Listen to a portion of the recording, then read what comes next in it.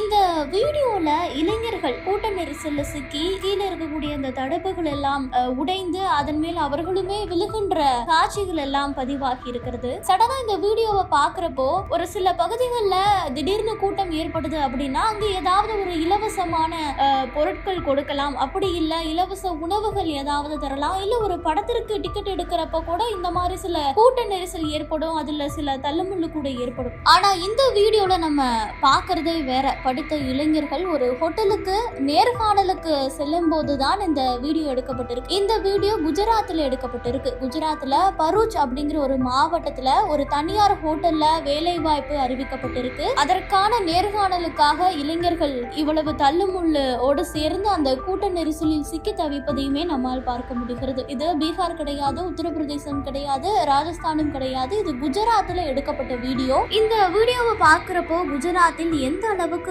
வேலையில்லா திண்டாட்டத்தால் இளைஞர்கள் பாதிக்கப்பட்டிருக்கிறார்கள் அப்படிங்கறத நம்மால் உணர முடிகிறது. குஜராத்ல பாஜக ஆட்சி தொடர்ந்து நடைபெற்று வருகிறது. அங்கு முதல்வராக பூபேந்திர படேல் இருக்கிறார். இதற்கு முன்னதாக 2003ஆம் ஆண்டு மோடி முதல்வராக இருந்தபோது தொடங்கப்பட்ட உச்சி மாநாட்டிற்கு நன்றி தெரிவித்திருந்தார் பூபேந்திர படேல். இது குறித்து அவர் தெரிவிக்கும் பொழுது குஜராத் மாநிலம் வேலை வாய்ப்பை வழங்குவதில் நாட்டிலேயே முதலிடத்தில் இருக்கிறது என்றும், மக்களவை தேர்தலுக்கு முன்னதாக சபர்மதி ஆற்றங்கரையில பாஜகவின் பூத் அளவிலான கட்சி தொண்டர்களிடம் பேசும்போது அவர் கூறியிருந்தார் என்பதும் இந்த நேரத்தில் நினைவு கூறலாம்.